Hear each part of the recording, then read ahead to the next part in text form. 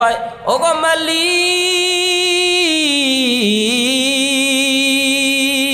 আমি কোনো মেহমানের বাসা আসি নাই, আমি আমার দোস্তর বাসা আসছি, আমি আমার মালিকের বাসায় আসছি। আমি কি এমনি এমনি আসতে পারি? আমি আপনার জন্য কিছু জিনিস নিয়ে আসছি।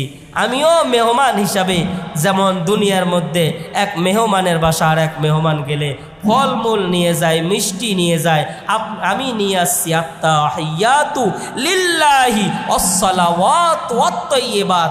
আমার দ্বারা, আমার যৌবন দ্বারা, আমার শক্তি দ্বারা আমি যত ইবাদত করছি সব ইবাদত আপনার জন্য হাদিয়া নিয়ে এসেছি।